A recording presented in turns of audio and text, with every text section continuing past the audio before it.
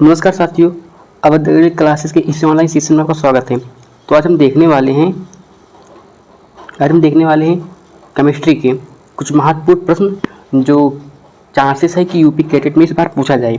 तो चलिए हम वीडियो को शुरू करते हैं। और इसमें से कुछ क्वेश्चन ऐसे रखे गए हैं जो काफ़ी बार पूछे जा चुके हैं और आपकी इस वीडियो को देखने के बाद हो सकता है कि तैयारी थोड़ी बहुत और ज़बरदस्त हो जाए। इसमें कुछ लगभग 60 क्वेश्चन, आज के 60 से 62 क्वेश्चन रखे गए हैं और काफ़ी एक्सपेक्टेड क्वेश्चन है जो काफ़ी ज़्यादा चांसेस हैं पूछे जाएँ। तो चलिए पहला प्रश्न है, और इसमें मॉडरेट भी रखे गए हैं और ईजी भी रखे गए हैं, दोनों प्रश्न रखे गए हैं। तो चलिए देखिए, पहला प्रश्न है अपना कि मार्स गैस का रासायनिक सूत्र क्या है। मार्स गैस का रासायनिक सूत्र कौन सा है? तो देखिए, मार्स गैस का रासायनिक सूत्र तो सबका पता है और इसको ये भी पता होगा कि ये जो है धान के खेत से निकलती है और एक प्राकृतिक गैस है, ठीक है। और एथिल अल्कोहल, जब एथिल अल्कोहल तथा एसिटिक अम्ल को H2SO4 की उपस्थिति में गर्म करते हैं तो क्या प्राप्त होता है? तो जब इसको गर्म करते हैं तो एस्टर प्राप्त होता है, ठीक है। जब इसको गर्म करते हैं तो एस्टर प्राप्त होता है। और इसको जितने भी भाई 10th में पढ़े हैं उनको पता होगा जो पॉलीथीन है किस यौगिक का बहुलक है। किस यौगिक का बहुलक है? तो CH2 का ये बहुलक होता है। इसे क्या कहते हैं? इसे एथीन कहते हैं। अगला प्रश्न है, निम्न में से कौन जो है प्रतिजैविक औषधि है। तो कौन सी प्रतिजैविक औषधि है? तो जो स्ट्रेप्टोमाइसिन जिसकी खोज वाक्समैन ने की थी, ठीक है। स्ट्रेप्टोमाइसिन जिसकी खोज वाक्समैन ने की थी, एक प्रतिजैविक औषधि है। अगला प्रश्न है, कौन सी दवा रसायन बेहोशीकरण में जो है प्रयोग किया जाता है। किसका प्रयोग किया जाता है? तो क्लोरोफार्म का प्रयोग किया जाता है। किसका प्रयोग किया जाता है? क्लोरोफार्म का प्रयोग किया जाता है। अगला प्रश्न है, पेनिसिलिन के खोजकर्ता कौन थे? पेनिसिलिन के खोजकर्ता जो है वो फ्लेमिंग थे। अगला प्रश्न है, कौन सी औषधि कीटनाशक है? इसका मतलब काफ़ी ज़्यादा चांसेस है कि यह यूपी कैडेट में पूछा जाए। कौन सी औषधि कीटनाशक है? और डब्ल्यू फ्लेमिंग वाक्समैन। और जो तीसरा प्रश्न था जो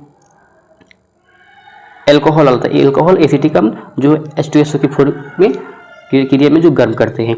इसका ज़्यादा इन तीनों का पूछने का चांस थोड़ा बहुत है। बाकी ये प्रश्न है, कौन सी औषधि जो है कीटनाशक है? तो DDT औषधि जो है एक कीटनाशक है।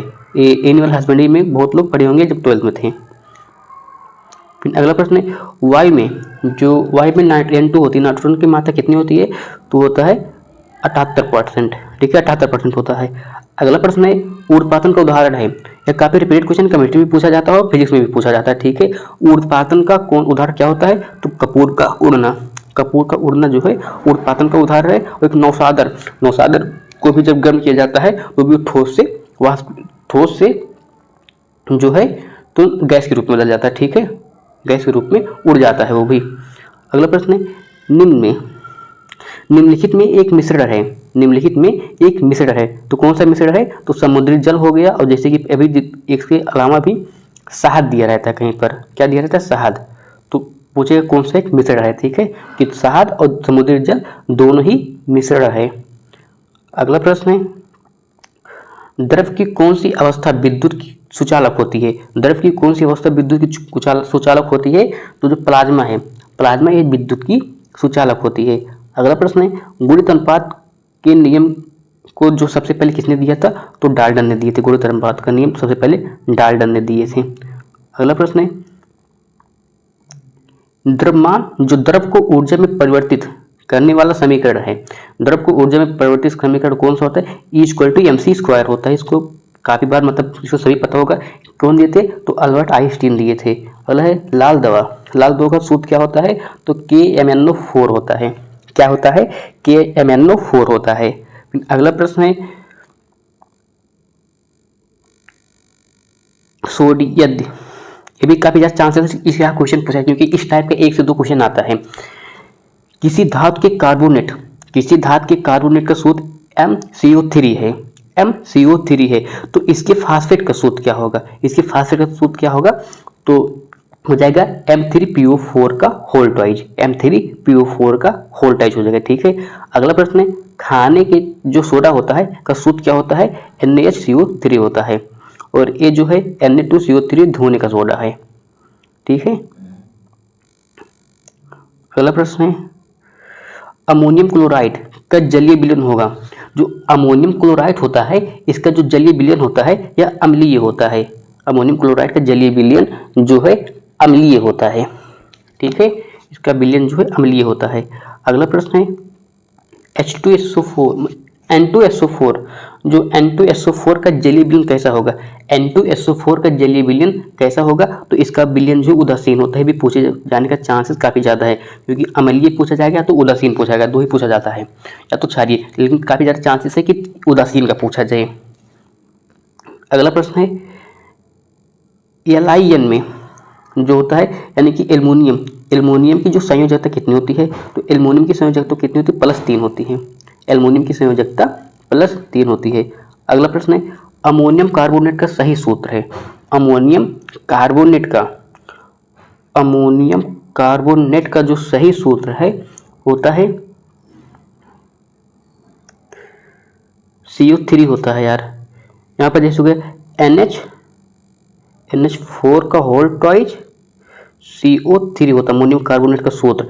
तो NH4 का होल ट्वाइज प्लस CO यहाँ पर नहीं दिया है, क्या लगाया जाएगा इसमें? हो सकता है मिसप्रिंट हो गया हो तो, क्योंकि हो ऐसा पेपर में होता है।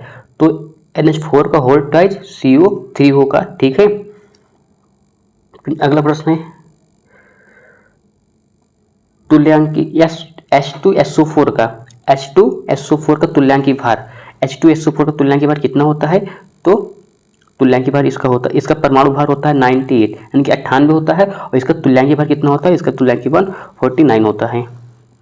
अगला प्रश्न है, CH3COOH का तुल्यांकी भार, CH3COOH का तुल्यांकी भार कितना होता है? तो इसका तुल्यांकी भार कितना होता है? तो 60 होता है। CH3COOH का तुल्यांकी भार कितना होता है? तो 60 होता है। अगला है, N2CO3 का तुल्यांकी भार कितना होता है? N2CO3 का तुल्यांकी भार कितना होता है? तो 53 होता है। कितना होता है? 53 होता है। N2CO3 का तुल्यांकी भार 53 होता है। परमाणु भार का अंतरराष्ट्रीय मानक है, परमाणु भार का अंतरराष्ट्रीय मानक क्या है? तो परमाणु भार का अंतरराष्ट्रीय मानक कार्बन 12 है। कार्बन 12 है। ज्ञात तत्व में सबसे हल्का है, ज्ञात तत्वों में सबसे हल्का कौन सा होता है? तो ज्ञात तत्वों में सबसे हल्का जो है वो होता है हाइड्रोजन है। ठीक है, H है। ज्ञात तत्वों में सबसे हल्का तत्व हाइड्रोजन है।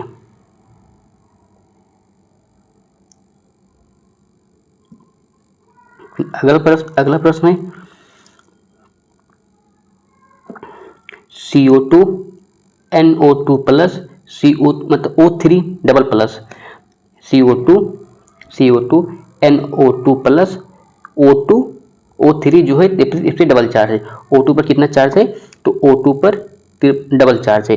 तो मैं जो है पूछा जा रहा है कि मैं कुल इलेक्ट्रॉन की संख्या कितनी होगी, जो कुल इलेक्ट्रॉन है उसकी संख्या कितनी होगी? तो कुल इलेक्ट्रॉन की संख्या कितनी होगी? तो 22 होगी। ठीक है, CO2 NO2 प्लस और फिर O3 में जो O3 में डबल प्लस है, इसमें इलेक्ट्रॉन की संख्या कितनी हो जाएगी? तो हो जाएगी 22 हो जाएगा। अगला प्रश्न है, Al3 प्लस An3 माइनस और फिर L जो Na है इस पर प्लस है, तो इसको हम ऐसा भी लिख सकते हैं। तो Al3 प्लस और फिर N3 माइनस और फिर Na जो है प्लस, इसको ऐसा लिख सकते हैं। ठीक है, तो ऐसा बोल सकते हैं Al3 plus N3 minus Na जो है Na प्लस। तो इसमें जो क्या दर्शाता है, तो क्या है? सम इलेक्ट्रॉनिक है, समस्थानिक है, संभारिक है, सभी है। तो यह दर्शा रहा है कि सम इलेक्ट्रॉनिक है। क्या है? यह सम इलेक्ट्रॉनिक है। तो जो संरचना दिख रही है तो यह सम इलेक्ट्रॉनिक संरचना की है। और बायल के नियम में, ये फिजिक्स में भी आता है, उसके बाद ये जो है केमिस्ट्री में भी पूछे जाने का चांसेस है काफ़ी। तो बायल के नियम में कौन सी राशि स्थिर रहती है? बायल के नियम में कौन सी राशि स्थिर रहती है? तो जो तापमान है यह स्थिर रहता है, जो ताप है स्थिर रहता है। अगला प्रश्न है, निम्न में से किसका आकार सबसे छोटा होगा? किसका आकार सबसे छोटा होगा? तो किसका आकार सबसे छोटा होगा? जो Al प्लस 3 चार्ज है, Al पर जो 3 चार्ज है प्लस का, इसका आकार जो है सबसे छोटा होगा। अगला प्रश्न है, यदि दो गैसों का जो मिश्रण गतियों का अनुपात जो है 3:2 है, 3:2 है, तो इसका जो है अणुओं में अनुपात क्या होगा? तो इसका अणुओं में अनुपात जो हो जाएगा 4:9 हो जाएगा। कितना हो जाएगा? 4:9, 4:9 हो जाएगा। फिर अगला प्रश्न है, देखिए मतलब जो एकदम है टॉपिक तुरंत आंसर, क्वेश्चन है, क्वेश्चन के बाद तुरंत आंसर है। तो अगर आप लोगों को वीडियो अच्छा लग रहा हो तो चैनल को सब्सक्राइब जरूर करना और एक प्यार सा कमेंट जरूर करना वीडियो में अगर अच्छा लग रहा हो, लाइक जरूर करना। तो अगला प्रश्न है, निम्न आयनों की आकार का बढ़ता क्रम है। निम्न आयनों का आकार का बढ़ता क्रम क्या है? तो ऑप्शन डी वाला है। कौन सा है भाई? नियॉन है, फिर सोडियम है, फिर मैग्नीशियम है, उसके बाद एल्युमिनियम है। ठीक है, ऑप्शन डी हो जाएगा इसका। फिर अगला प्रश्न है, निम्न आयनों का बढ़ता क्रम है। बढ़ता क्रम, वो भी बढ़ता क्रम था, ये भी बढ़ता क्रम है, तो कौन हो जाएगा? तो इसका हो जाएगा ए वाला, ऑप्शन ए। फिर अगला प्रश्न है, किसी कोष में अधिकतम इलेक्ट्रॉन आ सकते हैं। तो किस कोष में इलेक्ट्रॉन आ सकते हैं? किसमें सबसे ज़्यादा इलेक्ट्रॉन आ सकते हैं? तो के एम, जो के हो गया, एक होता है कोष होता है ना, जैसे ऐसे होता है कोष, 1 कोष, 2 कोष, 3 कोष, 4 होते हैं ना। तो एक का नाम के हो गया, फिर के एल हो गया, फिर एम हो गया, फिर एन, ऐसे करके होता है। तो किसमें जो सबसे ज़्यादा इलेक्ट्रॉन आ सकते हैं? तो सबसे ज़्यादा इलेक्ट्रॉन आ सकते हैं एन में, यानी कि चौथे कोष में आ सकते हैं। तो जो होते हैं पी कक्षक में अधिकतम इलेक्ट्रॉनों की संख्या होती है, कितनी होती है? तो पी कक्षक में अधिकतम इलेक्ट्रॉनों की संख्या जो होती है वो 6 होती है। और इसका पी कक्षक का जो आकार होता है ना, डंबल की आकृति होती है। किसका आकृति की? डंबल आकृति की होती है। क्वेश्चन पूछा जाने का चांस होता है कि जो पी कक्षक में अधिकतम इलेक्ट्रॉन की संख्या होती है कितनी होती है, उसके बाद पी कक्षक का आकार कैसा होता है? तो डंबल कृत होते हैं। अगला प्रश्न है, हुंड के नियम के अनुसार कौन सा विन्यास सही है? कौन सा विन्यास सही है? तो हुंड एक वैज्ञानिक थे जो बोले थे, हुंड के नियमानुसार जो है ना, किसी उपकक्ष के कक्षकों में जो इलेक्ट्रॉन होते हैं तब तक युग्मित नहीं होते हैं। कब तक? तब तक युग्मित नहीं होते हैं जब तक सभी कक्षकों में एक जो है समांतर चक्र ना हो, या समांतर चक्र का इलेक्ट्रॉन ना हो। ठीक है, समांतर चक्र का इलेक्ट्रॉन ना हो, एक इलेक्ट्रॉन ना हो, किसमें ना हो, किसी भी जो है कक्षकों में समांतर चक्र में इलेक्ट्रॉन ना हो, एक ना हो। तो ऑप्शन सी यही दर्शाता है। ठीक है, अगला प्रश्न है, अवोगाद्रो की संख्या के 1 मोल में कुल कितने अणुओं की संख्या होती है? 1 मोल में कुल कितने अणुओं की संख्या होती है? तो 6.023 इंटू 10⁻30 होता है, 23 होता है, 23 यानी कि 23 होता है।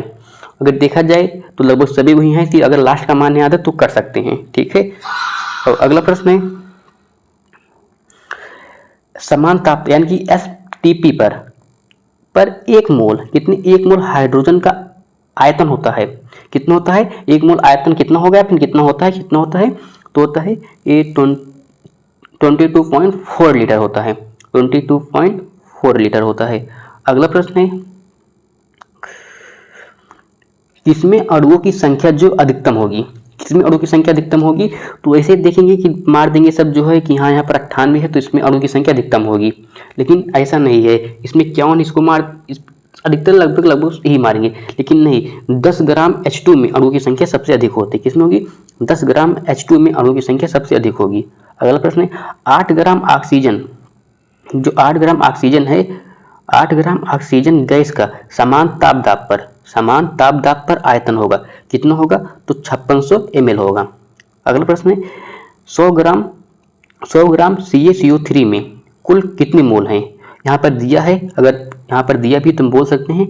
अगर इसका देखा जाए ना, तो अगर जोड़ेंगे इसका परमाणु अणुभार निकालेंगे तो 100 आएगा। कितना आएगा?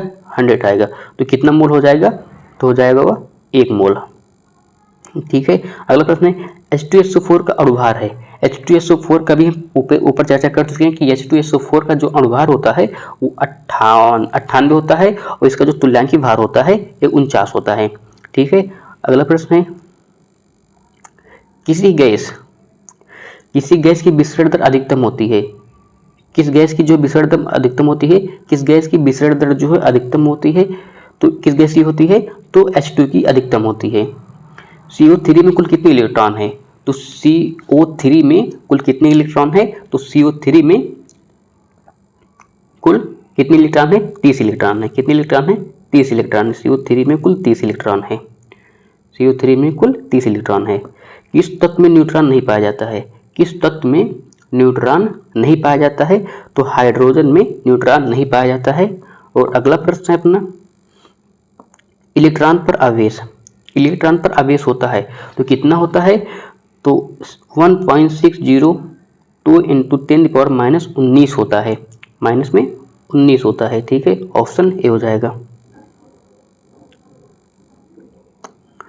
हम 45 प्रश्न देख चुके हैं। कितने मिनट में देख चुके हैं? तो 16 मिनट में मात्र 45 क्वेश्चन देख चुके हैं। और जो कि एकदम स्पष्ट है और जो है एकदम मतलब कोई भी किसी भी चीज़ का यहाँ पर नहीं हो रहा, सिर्फ जो है पढ़ाई का मतलब हो रहा है बस। तो रदरफोर्ड ने अपने प्रयोग में जो प्रयोग किया था स्वर्ण पन्नी पर अल्फा कणों की जो बौछार से पाया, क्या पाया था? कि परमाणु अस्थायी है, नहीं परमाणु में नाभिक है। तो क्या पाया था? कि परमाणु में नाभिक है, यही देखे थे। ठीक है। बोहर का परमाणु जो मॉडल है किस पर आधारित है?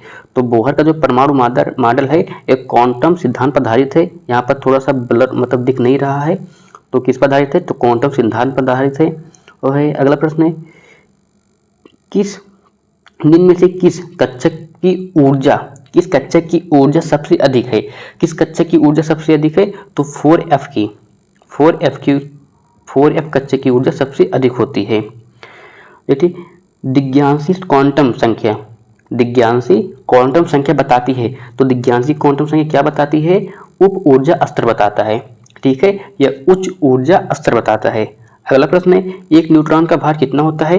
जो एक न्यूट्रॉन का भार होता है 1.67 × 10⁻⁻27 होता है, जो कि यहाँ पर सिर्फ 10⁻27 होता है। तो किस में मिल रहा है? तो यह डी में मिल रहा है, जो कि आगे का इसमें नहीं दिया है, सिर्फ 10 दिया है बस। कितना होता है? 27 होता है। अगला प्रश्न है निम्न में से संभारिक है। संभारिक मतलब जिनका भार जो है समान हो। क्या भार हो? भार जो है समान हो, भार जो है इक्वल हो, समान हो। और समस्थानिक होता है जिनका क्रमांक जिसका क्रमांक होता है वो जो है जिसका क्रमांक होता है वह समान हो। ठीक है। तो आप बताइए इसमें से किसका जो है, वैसे इसमें पूरा दिया है तो किसका जो है संभारिक का मतलब संभारिक कौन सा तो लग रहा है इसमें, तो इसको आप कमेंट बताना। प्रश्न नंबर 58 यानी कि 51 काफ़ी शुभ नंबर है, तो आप इसको कमेंट बताना कि कौन सा संभारिक है। अगला प्रश्न है निम्न में से कौन Cn माइनस के सम इलेक्ट्रॉनिक नहीं है? तो कौन नहीं है? तो सम इलेक्ट्रॉनिक कौन नहीं है? तो CO नहीं, हाँ O2 प्लस 42। तो कौन नहीं है? तो O2 नहीं है। O2 जो है नहीं है सम इलेक्ट्रॉनिक। इसका जो है Cn होता है, Cn के सम इलेक्ट्रॉनिक नहीं है तो O2 होता है। O2 जो है नहीं है, इसकी सम इलेक्ट्रॉनिक जो है O2 नहीं है। अगला प्रश्न है पी कक्षक की आकृति कैसी होती है? अभी हम बता चुके पी कक्षक की आकृति जो होती है वो डंबल आकृति होती है, डंबल के आकार का होता है। अगला प्रश्न है सबसे अधिक अक्रिय तत्व है। सबसे अधिक अक्रिय तत्व कौन सा होता है? तो सबसे अधिक अक्रिय तत्व होता है हीलियम। कौन सा होता है? हीलियम होता है। और AR गैस है, AR कौन सी गैस है? क्रियाशील गैस है, अम्लीय गैस है या क्षारीय गैस? इनमें से कोई नहीं। तो हो जाएगा इनमें से कोई नहीं। क्यों हो जाएगा इनमें से कोई नहीं? क्योंकि जो AR गैस दिया है, AR एक अक्रिय गैस है। यहाँ पर क्रिय गैस दिया है, ये एक होता है ना अक्रिय गैस है। जो क्रियाशील गैस दिया है यह एक अक्रिय गैस है, यानी कि जो इसे नोबल गैस कहते हैं, ठीक है, यह एक नोबल गैस है। तो जो Mg तत्व है क्या होता है? Mg तत्व मृदा जो क्षारीय मृदा धातु होती है, Mg तत्व है तो क्षारीय मृदा धातु है। अगला प्रश्न है, सबसे अधिक विद्युत ऋणात्मकता वाला तत्व है। सबसे अधिक विद्युत ऋणात्मकता वाला तत्व कौन सा होता है? तो यह फ्लोरीन होता है, F होता है, ठीक है। कौन होता है? तो फ्लोरीन होता है। अगर बात करें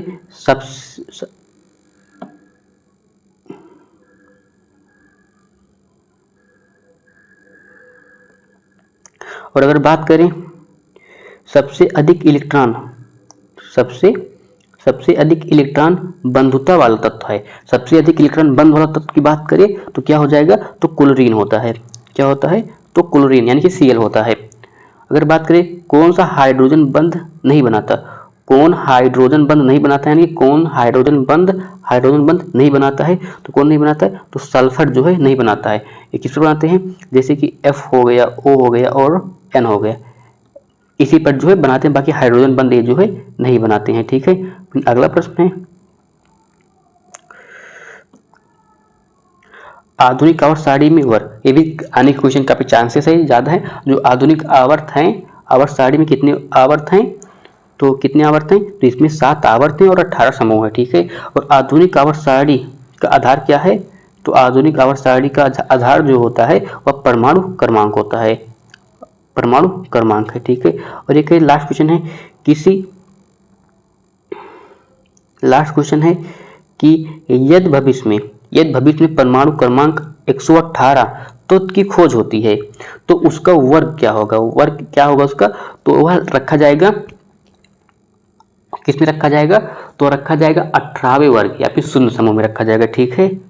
तो आज के लिए बस इतना ही। और आप ये बताना कि अगला वीडियो किस टॉपिक पर है, क्योंकि मैं तैयार किया हूँ लगभग 400 क्वेश्चन है, जो कि काफ़ी ज़्यादा मतलब पूरे सिलेबस पर बेस्ड हैं और एकदम मतलब बोल सकते हैं कि प्री यूपी कैडेट की तरह हैं। सिर्फ 2 पेपर हैं, मतलब अगर बोलिए तो अपलोड कर दें, नहीं तो आप बताइए कि अगला वीडियो किस टॉपिक पर रहेगा। मिलते हैं अगले वीडियो में। आप लोग कमेंट जरूर करना कि अगला वीडियो किस टॉपिक पर रहेगा, क्योंकि 17 को पेपर है। तो 400 में से अगर 400 कर लेंगे, 400 क्वेश्चन, तो 400 में से काफ़ी ज़्यादा चांसेस है कि 40-10% जरूर फंसे। ऐसा हो ही नहीं सकता कि 10% ना फंसे, क्योंकि वो पूरा प्री यूपी कैडेट पर आधारित है। हो सकता है कि 10% यानी कि प्लस बचे, 10% से बहुत ज़्यादा हो, क्योंकि प्री यूपी कैडेट का मतलब यही होता है कि लगभग पूरा जो सिलेबस है, सिलेबस पूरा कवर किया है, उसमें एकदम लगभग 50 से 70% यूपी कैडेट्स के सिलेबस से मैच हो। तो ठीक है, मिलते हैं अगले वीडियो में। आप कमेंट में जरूर बताना।